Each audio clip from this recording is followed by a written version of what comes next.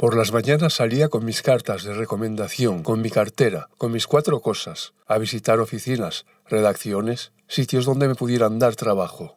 Y comprobaba que la vida madrileña estaba hecha de compadreo, y comida de compinches, de llamada telefónica, y caja de puros compartida. Comprendía que el régimen político había generado una burocracia literaria, periodística, vagamente ideológica, que se movía entre la oportunidad y el halago, entre el negociete y el apaño.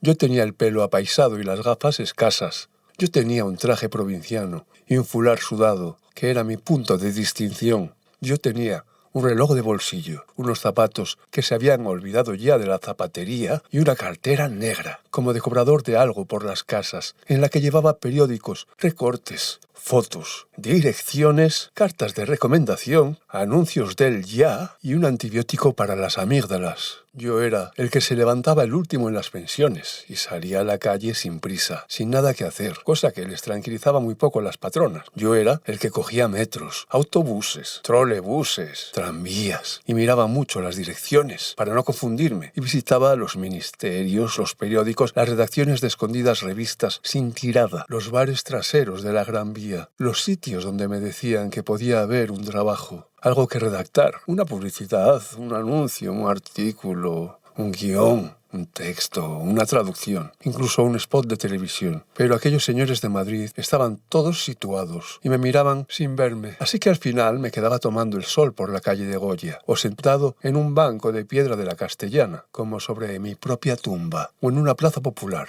desconocida y lejana, a donde me había llevado el metro por casualidad, mirando la vida, las piernas de las chicas y la muerte cascarrabias de los ancianos, la luz gorda de Madrid.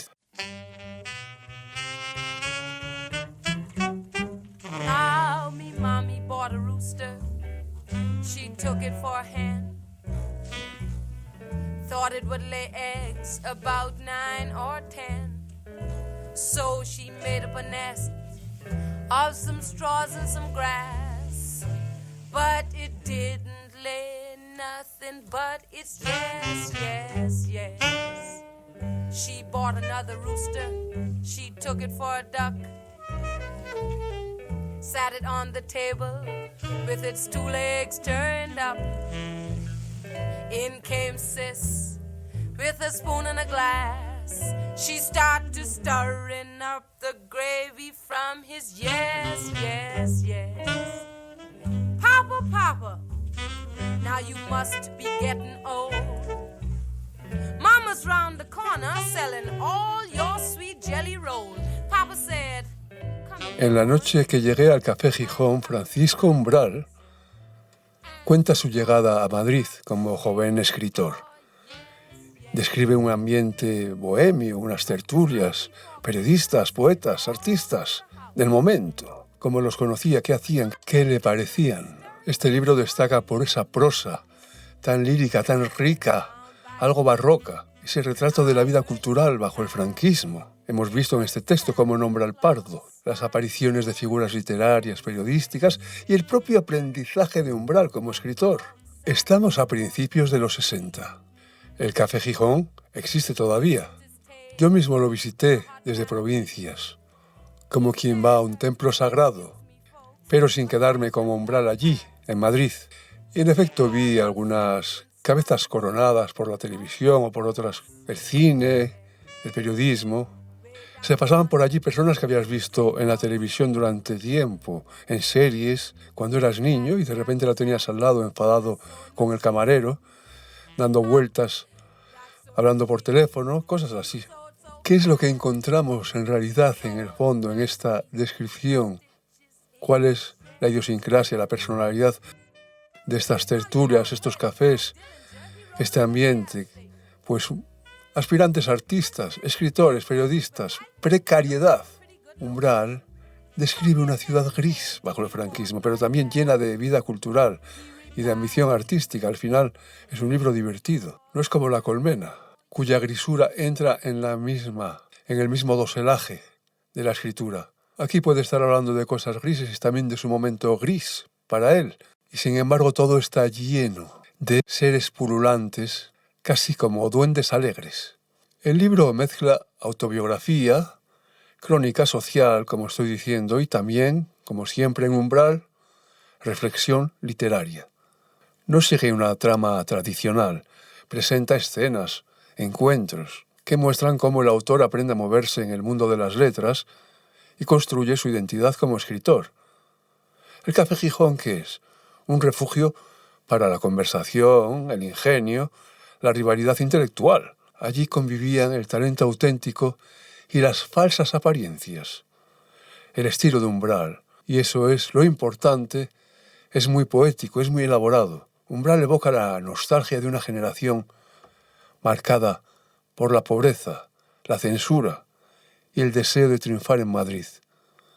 También se percibe una mirada crítica hacia ciertos ambientes culturales, hacia la vanidad de muchos personajes del mundo literario.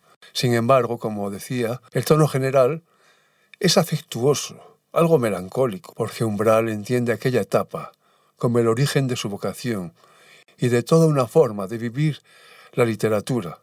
De hecho, una de las expresiones recurrentes en los miles de páginas que habrá escrito Umbral, incluso decenas de miles, es lo de vivir en literato,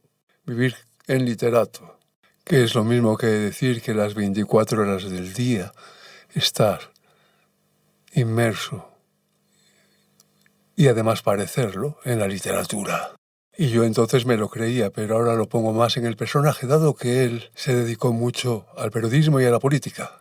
Si bien será menester reconocer que ese periodismo y esa política y por tanto esa vida de España, del escaparate que pasaba a través de sus columnas, estaban literaturizadas. Pasó todo un mundo que era la España de entonces, a través de su estilo. Eso es lo que no se ha vuelto a dar. Posiblemente no se dé nunca más. Con Cela y Umbral desaparece una raigambre que viene desde el siglo de oro, y es la de unos escritores que son como toreros en el coso que es España, y en el cual el pueblo los lee y es como si mirara al torero, que les sirve un mundo determinado que está en la Plaza de Toros. Esto también es una imagen, pero en los 90 el españolito medio bebía los vientos por la columna de Umbral, estaba esperando a que saliera y se relamía leyéndola. Recuerdo aquella frase cuando se cambió de la peseta al euro, una frase melancólica de amor a la peseta. Decía, el español seguirá mirando mucho la peseta. Es una frase maravillosa porque, si os dais cuenta, esa frase ha desaparecido. Ya no se dice mirar el euro, pero también quiere decir que seguirá el español temiendo perder dinero, gastar demasiado, etc. Y vuelvo a ver algo en esta frase que me recuerda a Sabina. Usar refranes o dichos y sacarles relumbrón al ponerlos en otras circunstancias o en otros horizontes, o darle un sentido todavía más multidireccional, es típico de ambos. El libro termina siendo tanto un homenaje al Café Gijón como un retrato sentimental de la bohemia madrileña del siglo XX. Personalmente, yo lo estoy volviendo a leer. De Umbral lo he leído todo. Bueno, todo el mundo diría que lo ha leído todo y mentiría y no habrá leído un 15%, un 20%, un 30%. Yo habré leído un 90%, un 85% quizás. Bueno, por supuesto no de la obra periodística, de sus libros. Y bueno, para mí era un amigo admirable. Tenía ese estilo que estamos viendo aquí, como algunas partes nos recuerda incluso a Sabina. No me extrañaría que Sabina hubiera cogido de aquí. Igual que hemos visto que Sabina leía a Echenique y había esa parte que hemos leído de Romaña con las meretrices, a las cuales trata como un lugar de sanación, sin la necesidad de haber hecho sexo. Es el mismo enfoque que da Sabina en su María Magdalena, Sabina que era amigo de Echenique, que lo leía. Y nada, pues yo he querido volver a leer el libro del Café Gijón, porque quería saber si con el paso de mucho tiempo todavía me parecía agradable, meritorio de ser leído. de ser releído. Y por ahora he de decir que sí. Yo releí Las ninfas y aun pareciéndome un libro que estaba bien, perdía bastante de la sensación poderosa que me había causado en su momento. Las ninfas, premio Nadal, 75 me parece. Creo que la capacidad literaria de Umbral, que a mí me subyugaba con sus artículos en los años 90, en la contraportada del Mundo, es incontestable y es digna de un talento arrebatador, es decir, es un monstruo de la literatura, con una gran libertad en las imágenes, que tienen bastante de poéticas, bastante de humorísticas, que resultan frescas por rompedoras en el sentido literal de la palabra. Son desacralizantes. Las metáforas de Umbral en su mismo ser son iconoclastas. Vemos la última, por ejemplo, de este texto que acabo de dar, Luz Gorda de Madrid. ¿Quién piensa en luz gorda? Nunca. Y sin embargo, como podemos entender de manera intuitiva qué quiere significar. Por ejemplo, cierta pesadez del alma, o momentos de luz que no son del cénit. Pero claro, lo interesante es que no tiene por qué precisarlo. Cada uno lo va a llevar a su propia experiencia y sin embargo también hay algo que es objetivo. Luz gorda sería lo contrario de luz fina. Y entonces pensamos en los abrigos gordos del invierno, es decir, luz invernal. Los bancos de piedra de los que hablaba en ese momento, que los asemejaba a tumba, pero con mucho humor. Esto es realmente interesante. La referencia de varios artistas literarios a Madrid como cementerio, referencia con aparición de signos que hacen pensar obviamente en el cementerio, sobre todo lápidas, tumbas u otras alusiones. Para empezar, no solo es frecuente, sino que Umbral, que era amigo de Cela, apreciaba altamente La colmena. Creo que incluso la leyó 2 veces, pero en todo caso sus declaraciones están ahí y de La colmena esa escena del capítulo 2 marca a todo el mundo que la ve en la película o que lee el libro. Cela y Umbral son escritores de índole diferente. Es feo hacer comparaciones, simplemente son diferentes. Y el carácter que da Cela a esa escena es pues mucho más potente, lúgubre, poderosa quizás que esta, ¿no? Bueno, en todo caso, obviamente La colmena es La colmena. Es un libro que ya es un clásico, un libro muy abigarrado. Y además de estos dos, me viene el ejemplo de Dámaso Alonso. No hace falta decir una obviedad. En los 3 lo que gravita por debajo es tatachán. Sí, el otro lado de la vida del país, la muerte del país, los que están enterrados por la guerra llamada civil, o la civil llamada guerra, porque de guerra tiene poco y de civil menos. Madrid es una ciudad de más de 1 millón de cadáveres, según las últimas estadísticas. A veces en la noche yo me revuelvo y me incorporo en este nicho, en el que hace 45 años que me pudro y paso largas horas oyendo gemir al huracán, o ladrar los perros, o fluir blandamente la luz de la luna. Paso largas horas gimiendo como el huracán, ladrando como un perro enfurecido, fluyendo como la leche de la ubre caliente de una gran vaca amarilla. Y paso largas horas preguntándole a Dios, preguntándole por qué se pudre lentamente mi alma, por qué se pudren más de 1 millón de cadáveres en esta ciudad de Madrid, por qué 1.000 millones de cadáveres se pudren lentamente en el mundo. Dime, ¿qué huerto quieres abonar con nuestra podredumbre? ¿Temes que se te sequen los grandes rosales del día? Las tristes azucenas letales de tus noches. Yo reconozco que el día que murió Umbral, esa noche yo había estado leyendo bastante tiempo, hasta altas horas, un libro, una entrevista que le había hecho un joven, y por la mañana voy a desayunar y me desayuno con esa noticia. Y luego no pude sino llorar. También por eso, porque lo había estado leyendo como quien escucha a un amigo hablar. En el sentido de que es una persona muy cálida. No sé si en su personalidad, pero sí a través de su literatura. De todas formas, en una entrevista se puede retocar. Y aquella entrevista, pues, a mí me llenaba. De todas formas te llenan más cosas que cuando ya vas volando, ¿no? Quiero decir, no es que tengas que esperar, porque yo ya quería a Umbral, ya admiraba a Umbral y entonces ya volaba con su pico de oro, volaba sobre sus palabras, a las cuales ya les daba crédito de antemano. Y es que él se preparó un personaje, pero el hecho de que se preparara ese personaje no quería decir que no pusiera toda la carne en el asador, o como dijo Cortázar, que aunque luego dejara el arco colgado en el perchero, salir a ir a tomar unas copas con los amigos, antes no hubiera estado tensando el arco hasta su paroxismo. Umbral, por tanto, ha escrito mucho, pero ha escrito muy bien. Ese es mi testimonio personal.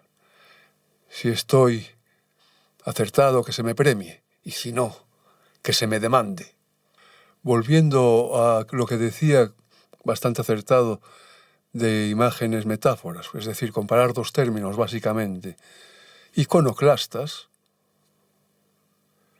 Lo iconoclasta está en que muchas veces ese término, uno de esos términos, el segundo, suele ser feo, antipoético. Y en cambio eso es lo que le da el vuelo último. La misma que he dicho antes valdría, luz gorda. Fijaos que nadie usaría un adjetivo así, nadie. Y sin embargo, qué bien le va. Yo no voy a decir que Umbral sea maravilloso como escritor, para mí lo es. Eso lo tiene que decir el tiempo.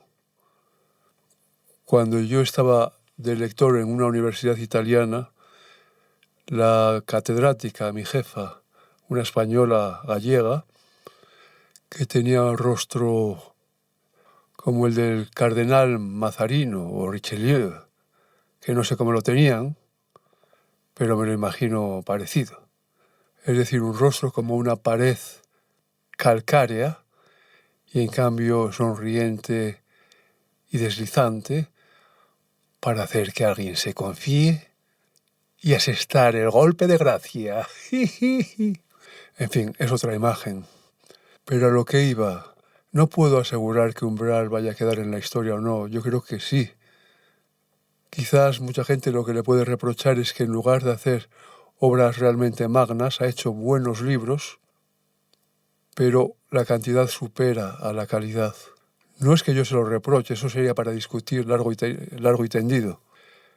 En todo caso, aquella jefa mía catedrática en una universidad italiana me dio un año la potestad, debía estar perezosa, para que cogiera el presupuesto de ese año del Departamento de Español y escogiera yo libros, y algunos de los que escogieran de Umbral. Hablando con ella de estas cosas, pues me dijo que de alguna manera rebajó mi entusiasmo.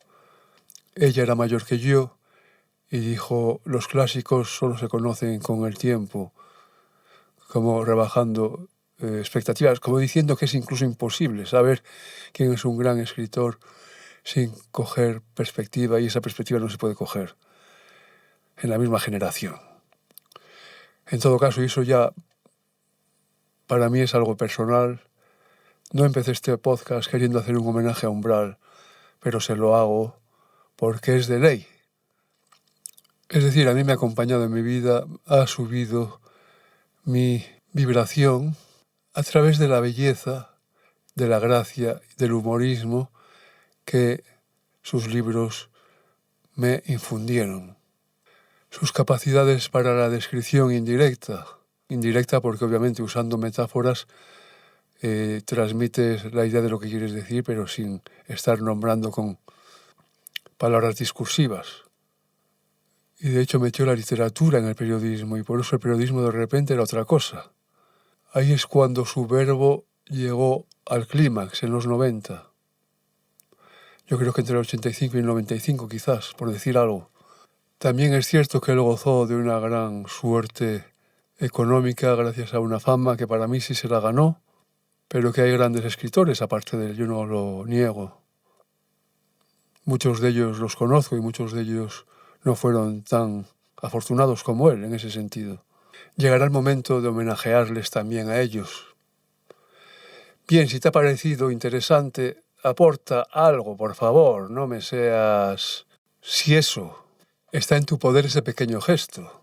Pero tú y yo sabemos que lo que encuentras aquí no lo hay por ahí. Buenas noches tengamos ustedes. She bought another rooster, she took it for a duck, sat it on the table with its 2 legs turned up. In came Sis with a spoon and a glass. She started stirring up the gravy from his yes, yes, yes. Papa, Papa, now you must be getting old. Mama's round the corner selling all your sweet jelly roll. Papa said, come in here, woman, and come in here fast, and stop that shaking your yes, yes, yes. Was the night before Christmas